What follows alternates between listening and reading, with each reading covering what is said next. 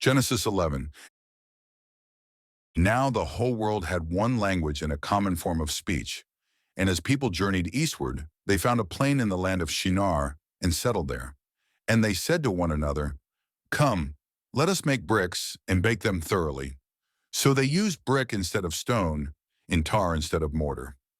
"Come," they said, "let us build for ourselves a city with a tower that reaches to the heavens, that we may make a name for ourselves and not be scattered over the face of all the earth." Then the Lord came down to see the city and the tower that the sons of men were building. And the Lord said, "If they have begun to do this as one people, speaking the same language, then nothing they devise will be beyond them. Come, let us go down and confuse their language so that they will not understand one another's speech." So the Lord scattered them from there over the face of all the earth, and they stopped building the city. That is why it is called Babel, for there the Lord confused the language of the whole world, and from that place the Lord scattered them over the face of all the earth. This is the account of Shem. 2 years after the flood, when Shem was 100 years old, he became the father of Arphaxad. And after he had become the father of Arphaxad, Shem lived 500 years and had other sons and daughters. When Arphaxad was 35 years old, he became the father of Shelah. And after he had become the father of Shelah, Arphaxad lived 403 years and had other sons and daughters. When Shelah was 30 years old, he became the father of Eber. And after he had become the father of Eber, Shelah lived 403 years and had other sons and daughters. When Eber was 34 years old, he became the father of Peleg. And after he had become the father of Peleg, Eber lived 430 years and had other sons and daughters. When Peleg was 30 years old, he became the father of Roi. And after he had become the father of Roi, Peleg lived 209 years and had other sons and daughters. When Roi was 32 years old, he became the father of Serug.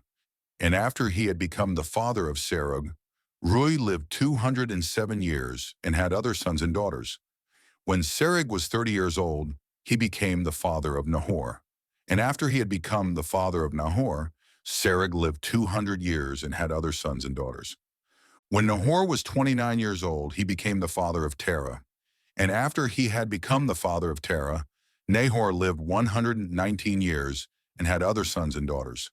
When Terah was 70 years old, he became the father of Abram, Nahor, and Haran. This is the account of Terah. Terah became the father of Abram, Nahor, and Haran became the father of Lot. During his father Terah's lifetime, Haran died in his native land, in Ur of the Chaldeans. And Abram and Nahor took wives for themselves. Abram's wife was named Sarai, and Nahor's wife was named Milcah. She was the daughter of Haran, who was the father of both Milcah and Iscah. But Sarai was barren. She had no children. And Terah took his son Abram, his grandson Lot son of Haran, and his daughter-in-law Sarai, the wife of Abram, and they set out from Ur of the Chaldeans for the land of Canaan. But when they arrived in Haran, they settled there. Terah lived 205 years, and he died in Haran. Genesis 12. Then the Lord said to Abram, "Leave your country, your kindred, and your father's household, and go to the land I will show you. I will make you into a great nation, and I will bless you. I will make your name great, so that you will be a blessing. I will bless those who bless you and curse those who curse you, and all the families of the earth will be blessed through you." So Abram departed as the Lord had directed him, and Lot went with him. Abram was 75 years old when he left Haran. And Abram took his wife Sarai, his nephew Lot, and all the possessions and people they had acquired in Haran, and set out for the land of Canaan. When they came to the land of Canaan, Abram traveled through the land as far as the site of the oak of Moreh at Shechem. And at that time the Canaanites were in the land. Then the Lord appeared to Abram and said, "I will give this land to your offspring." So Abram built an altar there to the Lord, who had appeared to him. From there Abram moved on to the hill country east of Bethel and pitched his tent, with Bethel to the west and Ai to the east. There he built an altar to the Lord, and he called on the name of the Lord. And Abram journeyed on toward the Negev. Now there was a famine in the land, so Abram went down to Egypt to live there for a while, because the famine was severe. As he was about to enter Egypt, he said to his wife Sarai, "Look, I know that you are a beautiful woman, and when the Egyptians see you, they will say, 'This is his wife.' Then they will kill me, but will let you live. Please say you are my sister, so that I will be treated well for your sake, and on account of you, my life will be spared." So when Abram entered Egypt, the Egyptians saw that the woman was very beautiful. When Pharaoh's officials saw Sarai, they commended her to him, and she was taken into the palace of Pharaoh. He treated Abram well on her account, and Abram acquired sheep and cattle, male and female donkeys, men servants and maidservants, and camels. The Lord, however, afflicted Pharaoh and his household with severe plagues because of Abram's wife Sarai. So Pharaoh summoned Abram and asked, "What have you done to me? Why didn't you tell me she was your wife? Why did you say, 'She is my sister,' so that I took her as my wife? Now then, here is your wife. Take her and go." Then Pharaoh gave his men orders concerning Abram, and they sent him away with his wife and all his possessions. Genesis 13. So Abram went up out of Egypt into the Negev, he and his wife and all his possessions, and Lot was with him. And Abram had become extremely wealthy in livestock and silver and gold. From the Negev he journeyed from place to place toward Bethel, until he came to the place between Bethel and Ai, where his tent had formerly been pitched, to the site where he had built the altar. And there Abram called on the name of the Lord. Now Lot, who was traveling with Abram, also had flocks and herds and tents. But the land was unable to support both of them while they stayed together, for they had so many possessions that they were unable to coexist. And there was discord between the herdsmen of Abram and the herdsmen of Lot. At that time the Canaanites and the Perizzites were also living in the land. So Abram said to Lot, "Please let there be no contention between you and me, or between your herdsmen and my herdsmen. After all, we are kinsmen. Is not the whole land before you? Now separate yourself from me. If you go to the left, I will go to the right. If you go to the right, I will go to the left." And Lot looked out and saw that the whole plain of the Jordan, all the way to Zoar, was well watered like the garden of the Lord, like the land of Egypt. This was before the Lord destroyed Sodom and Gomorrah. So Lot chose the whole plain of the Jordan for himself and set out toward the east. And Abram and Lot parted company. Abram lived in the land of Canaan, but Lot settled in the cities of the plain and pitched his tent toward Sodom. But the men of Sodom were wicked, sinning greatly against the Lord. After Lot had departed, the Lord said to Abram, "Now lift up your eyes from the place where you are, and look to the north and south and east and west. For all the land that you see, I will give to you and your offspring forever. I will make your offspring like the dust of the earth, so that if one could count the dust of the earth, then your offspring could be counted. Get up and walk around the land through its length and breadth, for I will give it to you." So Abram moved his tent and went to live near the oaks of Mamre at Hebron, where he built an altar to the Lord.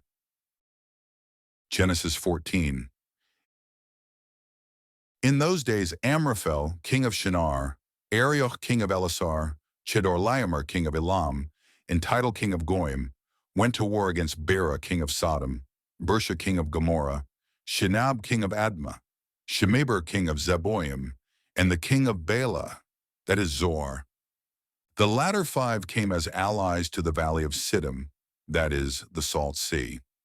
For 12 years they had been subject to Chedorlaomer, but in the 13th year they rebelled. In the 14th year, Chedorlaomer and the kings allied with him went out and defeated the Rephaites in Ashtaroth-Karnaim, the Zuzites in Ham, the Emites in Shaveh-Kiriathaim, and the Horites in the area of Mount Seir, as far as El Paran, which is near the desert. Then they turned back to invade En-Mishpat, that is Kadesh, and they conquered the whole territory of the Amalekites, as well as the Amorites who lived in Hazazon Tamar. Then the king of Sodom, the king of Gomorrah, the king of Admah, the king of Zeboim, and the king of Bela, that is Zoar, marched out and arrayed themselves for battle in the valley of Siddim against Chedorlaomer, king of Elam, Tidal king of Goim, Amraphel king of Shinar, and Arioch king of Elasar, 4 kings against 5. Now the valley of Siddim was full of tar pits, and as the kings of Sodom and Gomorrah fled, some men fell into the pits, but the survivors fled to the hill country. The 4 kings seized all the goods of Sodom and Gomorrah and all their food, and they went on their way. They also carried off Abram's nephew Lot and his possessions, since Lot was living in Sodom. Then an escapee came and reported this to Abram the Hebrew. Now Abram was living near the oaks of Mamre, the Amorite, a brother of Eshcol and Aner, all of whom were bound by treaty to Abram. And when Abram heard that his relative had been captured, he mobilized the 318 trained men born in his household, and they set out in pursuit as far as Dan. During the night, Abram divided his forces and routed Chedorlaomer's army, pursuing them as far as Hobah, north of Damascus. He retrieved all the goods as well as his relative Lot and his possessions, together with the women and the rest of the people. After Abram returned from defeating Chedorlaomer and the kings allied with him, the king of Sodom went out to meet him in the valley of Shaveh, that is, the king's valley. Then Melchizedek, king of Salem, brought out bread and wine, since he was priest of God Most High, and he blessed Abram and said, "Blessed be Abram by God Most High, creator of heaven and earth, and blessed be God Most High, who has delivered your enemies into your hand." Then Abram gave Melchizedek 1/10 of everything. The king of Sodom said to Abram, "Give me the people, but take the goods for yourself." But Abram replied to the king of Sodom, "I have raised my hand to the Lord God Most High, creator of heaven and earth, that I will not accept even a thread or a strap of a sandal or anything that belongs to you, lest you should say, 'I have made Abram rich.' I will accept nothing but what my men have eaten, and the share for the men who went with me, Aner, Eshcol, and Mamre. They may take their portion." Genesis 15. After these events, the word of the Lord came to Abram in a vision. "Do not be afraid, Abram. I am your shield, your very great reward."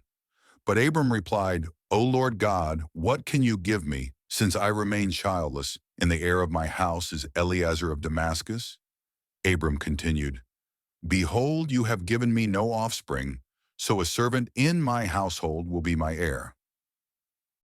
Then the word of the Lord came to Abram, saying, "This one will not be your heir, but one who comes from your own body will be your heir." And the Lord took him outside and said, "Now look to the heavens and count the stars if you are able." Then he told him, "So shall your offspring be." Abram believed the Lord, and it was credited to him as righteousness. The Lord also told him, "I am the Lord who brought you out of Ur of the Chaldeans to give you this land to possess." But Abram replied, "Lord God, how can I know that I will possess it?" And the Lord said to him, "Bring me a heifer, a goat, and a ram, each 3 years old, along with a turtle dove and a young pigeon." So Abram brought all these to him, split each of them down the middle, and laid the halves opposite each other. The birds, however, he did not cut in half, and the birds of prey descended on the carcasses, but Abram drove them away.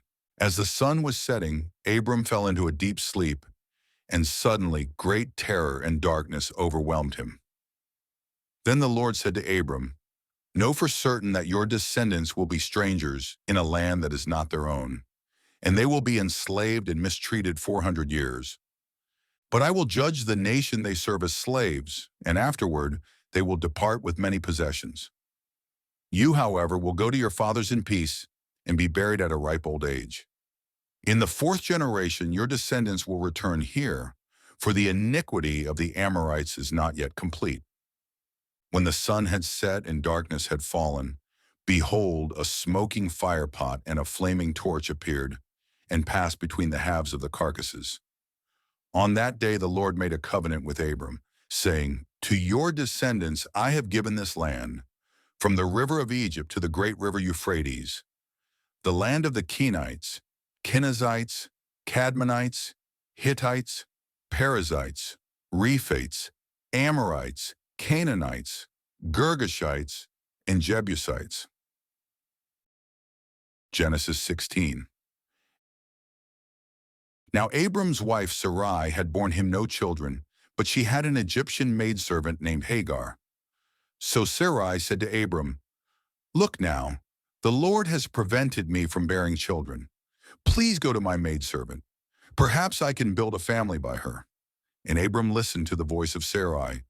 So after he had lived in Canaan for 10 years, his wife Sarai took her Egyptian maidservant Hagar and gave her to Abram to be his wife. And he slept with Hagar, and she conceived. But when Hagar realized that she was pregnant, she began to despise her mistress. Then Sarai said to Abram, "May the wrong done to me be upon you. I delivered my servant into your arms, and ever since she saw that she was pregnant, she has treated me with contempt. May the Lord judge between you and me." "Here," said Abram, "your servant is in your hands. Do whatever you want with her." Then Sarai treated Hagar so harshly that she fled from her. Now the angel of the Lord found Hagar by a spring of water in the desert, the spring along the road to Shur. "Hagar, servant of Sarai," he said, "where have you come from, and where are you going?" "I am running away from my mistress Sarai," she replied. So the angel of the Lord told her, "Return to your mistress and submit to her authority." Then the angel added, "I will greatly multiply your offspring so that they will be too numerous to count." The angel of the Lord proceeded, "Behold, you have conceived and will bear a son, and you shall name him Ishmael, for the Lord has heard your cry of affliction. He will be a wild donkey of a man, and his hand will be against everyone, and everyone's hand against him. He will live in hostility toward all his brothers." So Hagar gave this name to the Lord who had spoken to her, "You are the God who sees me." For she said, "Here I have seen the one who sees me."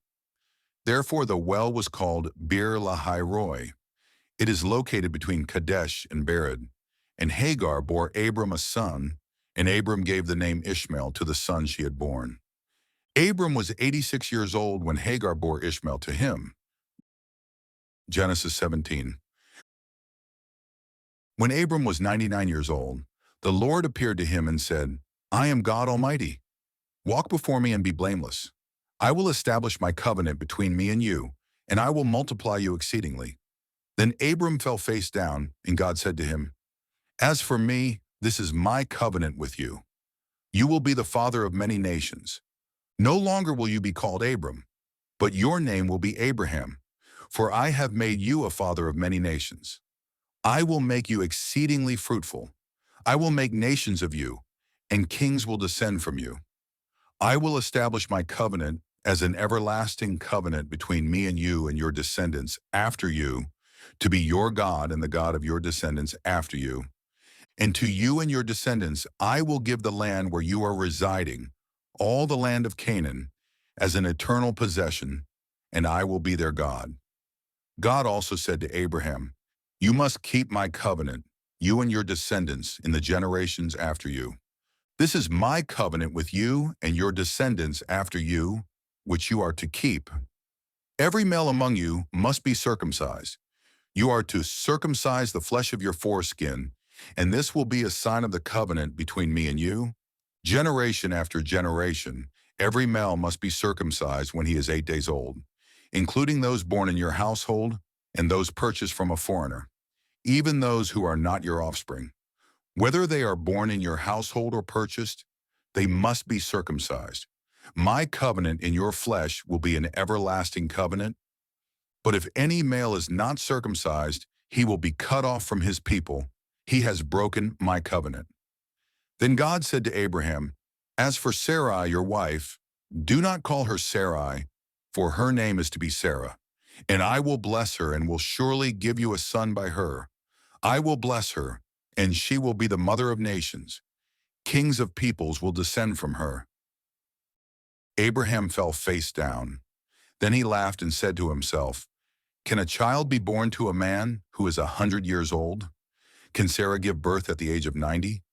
And Abraham said to God, "Oh, that Ishmael might live under your blessing." But God replied, "Your wife Sarah will indeed bear you a son, and you are to name him Isaac. I will establish my covenant with him as an everlasting covenant for his descendants after him. As for Ishmael, I have heard you, and I will surely bless him. I will make him fruitful and multiply him greatly. He will become the father of 12 rulers, and I will make him into a great nation. But I will establish my covenant with Isaac, whom Sarah will bear to you at this time next year." When he had finished speaking with Abraham, God went up from him.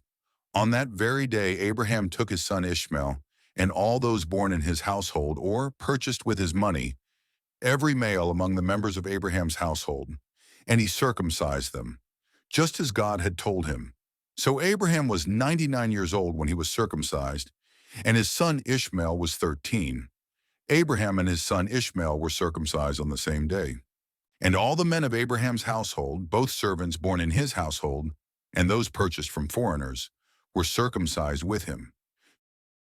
Genesis 18. Then the Lord appeared to Abraham by the oaks of Mamre in the heat of the day, while he was sitting at the entrance of his tent. And Abraham looked up and saw 3 men standing nearby. When he saw them, he ran from the entrance of his tent to meet them and bowed low to the ground. "My Lord," said Abraham, "if I have found favor in your sight, please do not pass your servant by. Let a little water be brought, that you may wash your feet and rest yourselves under the tree, and I will bring a bit of bread so that you may refresh yourselves. This is why you have passed your servant's way. After that, you may continue on your way." "Yes," they replied, "you may do as you have said." So Abraham hurried into the tent and said to Sarah, "Quick, prepare 3 seahs of fine flour, knead it, and bake some bread." Meanwhile, Abraham ran to the herd, selected a tender and choice calf, and gave it to a servant who hurried to prepare it. Then Abraham brought curds and milk and the calf that had been prepared, and he set them before the men and stood by them under the tree as they ate. "Where is your wife, Sarah?" they asked. "There, in the tent," he replied. And then the Lord said, "I will surely return to you at this time next year, and your wife Sarah will have a son." Now Sarah was behind him, listening at the entrance to the tent, and Abraham and Sarah were already old and well along in years. Sarah had passed the age of childbearing, so she laughed to herself, saying, "After I am worn out and my master is old, will I now have this pleasure?"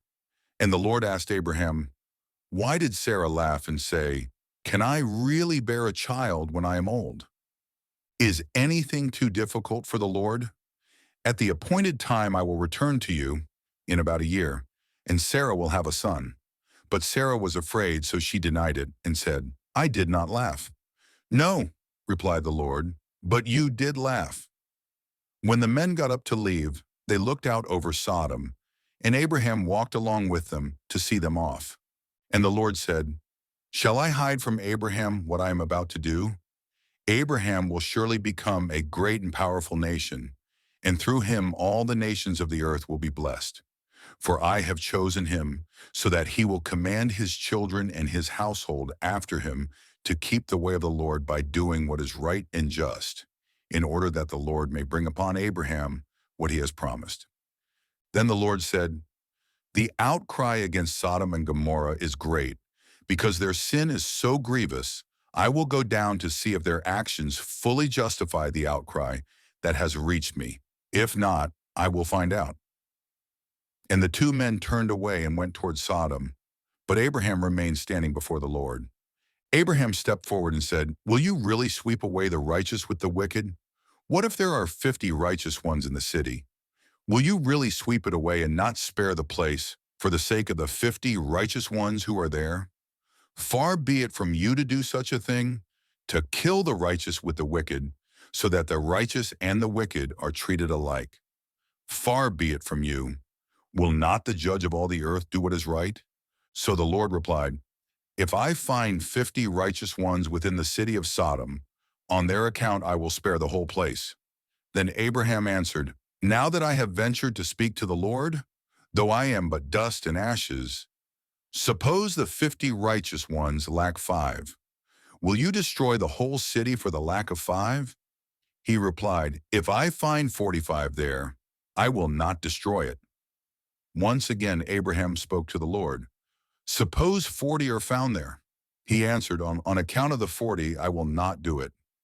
Then Abraham said, May the Lord not be angry, but let me speak further.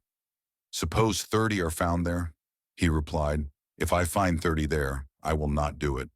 And Abraham said, Now that I have ventured to speak to the Lord, suppose 20 are found there. He answered, On account of the 20, I will not destroy it.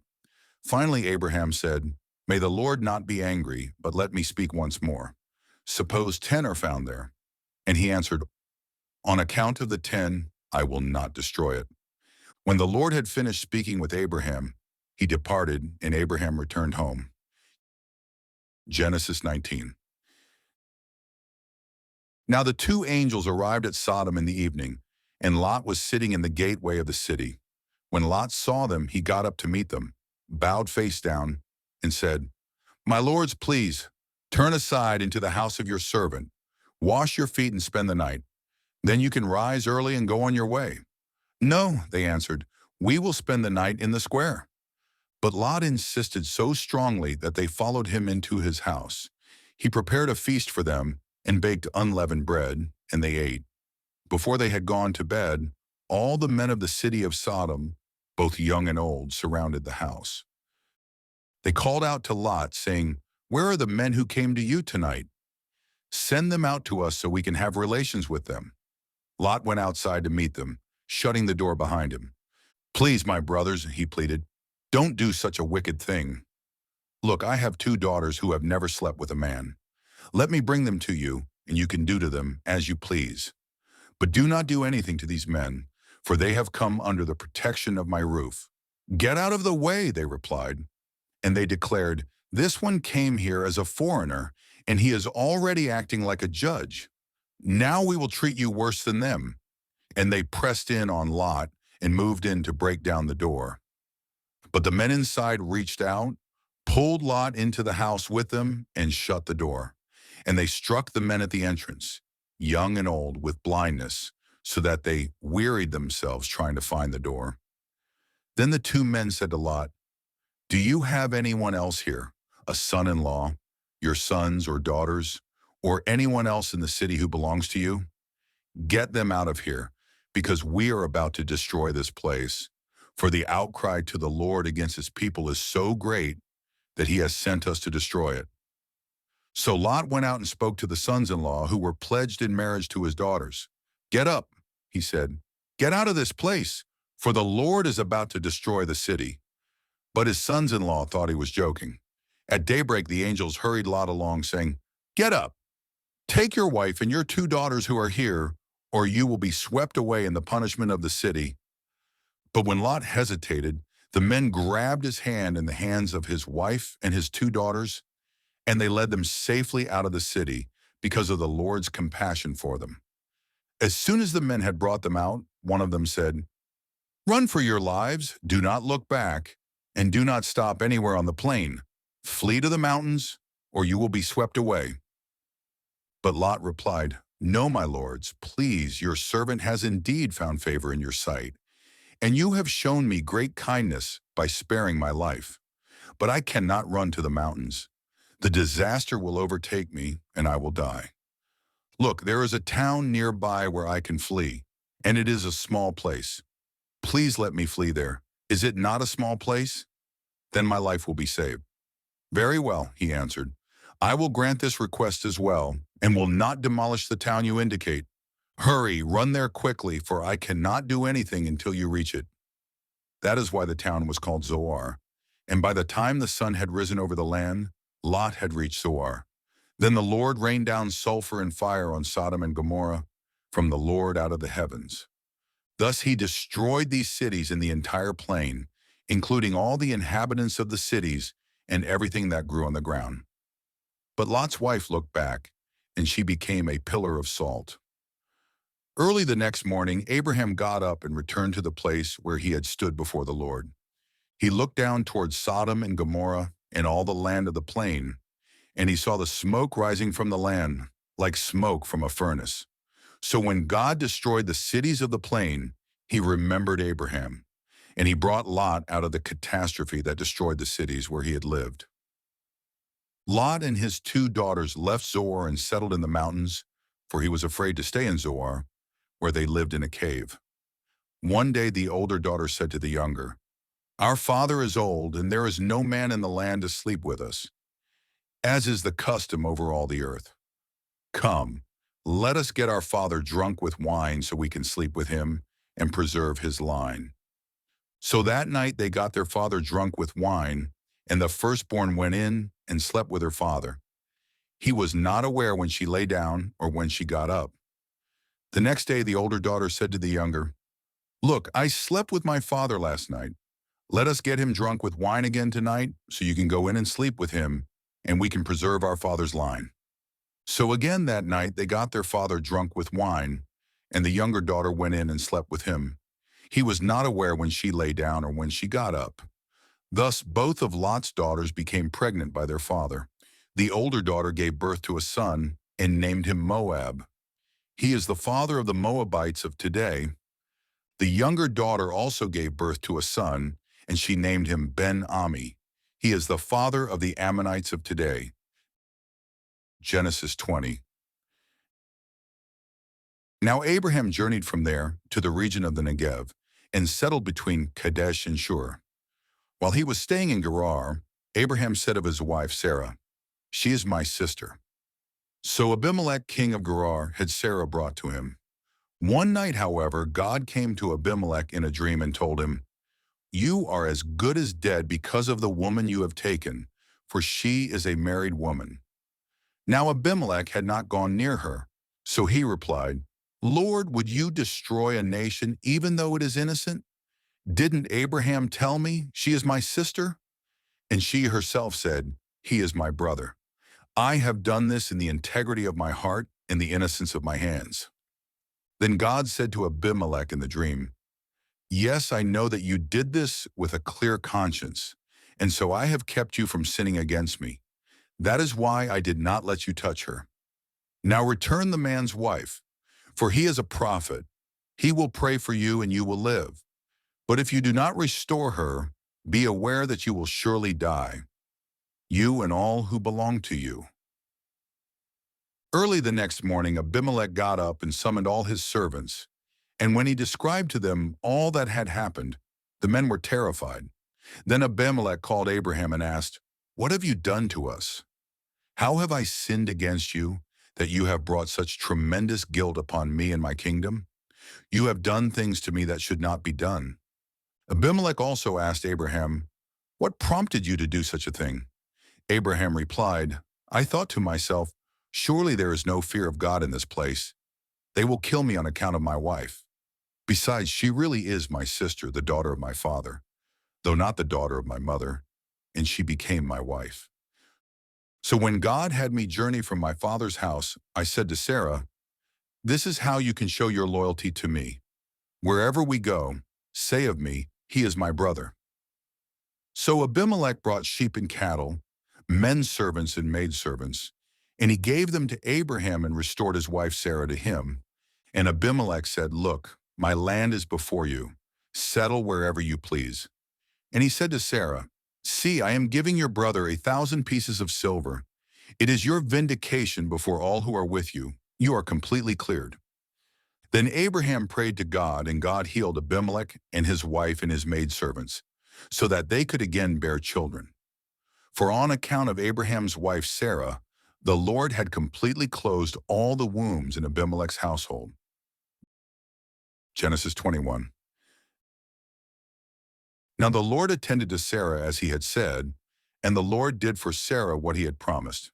So Sarah conceived and bore a son to Abraham in his old age, at the very time God had promised. And Abraham gave the name Isaac to the son Sarah bore to him. When his son Isaac was 8 days old, Abraham circumcised him, as God had commanded him. Abraham was 100 years old when his son Isaac was born to him. Then Sarah said, "God has made me laugh, and everyone who hears of this will laugh with me." She added, Who would have told Abraham that Sarah would nurse children? Yet I have borne him a son in his old age. So the child grew and was weaned, and Abraham held a great feast on the day Isaac was weaned. But Sarah saw that the son whom Hagar the Egyptian had borne to Abraham was mocking her son. And she said to Abraham, "Expel the slave woman and her son, for the slave woman's son will never share in the inheritance with my son Isaac." Now this matter distressed Abraham greatly because it concerned his son Ishmael. But God said to Abraham, "Do not be distressed about the boy and your maidservant. Listen to everything that Sarah tells you, for through Isaac your offspring will be reckoned. But I will also make a nation of the slave woman's son, because he is your offspring." Early in the morning Abraham got up, took bread and a skin of water, put them on Hagar's shoulders, and sent her away with the boy. She left and wandered in the wilderness of Beersheba. When the water in the skin was gone, she left the boy under one of the bushes. Then she went off and sat down nearby, about a bow shot away, for she said, "I cannot bear to watch the boy die." And as she sat nearby, she lifted up her voice and wept. Then God heard the voice of the boy, and the angel of God called to Hagar from heaven, "What is wrong, Hagar? Do not be afraid, for God has heard the voice of the boy where he lies. Get up, lift up the boy, and take him by the hand, for I will make him into a great nation." Then God opened her eyes, and she saw a well of water. So she went and filled the skin with water, and gave the boy a drink. And God was with the boy, and he grew up and settled in the wilderness and became a great archer. And while he was dwelling in the wilderness of Paran, his mother got a wife for him from the land of Egypt. At that time Abimelech and Phicol, the commander of his army, said to Abraham, "God is with you in all that you do. Now therefore swear to me here before God that you will not deal falsely with me or my children or descendants. Show to me and to the country in which you reside the same kindness that I have shown to you." And Abraham replied, "I swear it." But when Abraham complained to Abimelech about a well that Abimelech's servants had seized, Abimelech replied, "I do not know who has done this. You did not tell me, so I have not heard about it until today." So Abraham brought sheep and cattle and gave them to Abimelech, and the two men made a covenant. Abraham separated 7 ewe lambs from the flock, and Abimelech asked him, "Why have you set apart these 7 ewe lambs?" He replied, "You are to accept the 7 ewe lambs from my hand as my witness that I dug this well." So that place was called Beersheba, because it was there that the two of them swore an oath. After they had made the covenant at Beersheba, Abimelech and Phicol, the commander of his army, got up and returned to the land of the Philistines. And Abraham planted a tamarisk tree in Beersheba, and there he called upon the name of the Lord, the eternal God. And Abraham resided in the land of the Philistines for a long time. Genesis 22. Sometime later God tested Abraham and said to him, "Abraham." "Here I am," he answered. "Take your son," God said, "your only son Isaac, whom you love, and go to the land of Moriah. Offer him there as a burnt offering on one of the mountains, which I will show you." So Abraham got up early the next morning, saddled his donkey, and took along 2 of his servants and his son Isaac. He split the wood for a burnt offering and set out for the place God had designated. On the 3rd day, Abraham looked up and saw the place in the distance. "Stay here with the donkey," Abraham told his servants. "The boy and I will go over there to worship, and then we will return to you." Abraham took the wood for the burnt offering and placed it on his son Isaac. He himself carried the fire and the sacrificial knife, and the two of them walked on together. Then Isaac said to his father Abraham, "My father." "Here I am, my son," he replied. "The fire and the wood are here," said Isaac, "but where is the lamb for the burnt offering?" Abraham answered, "God himself will provide the lamb for the burnt offering, my son." And the two walked on together.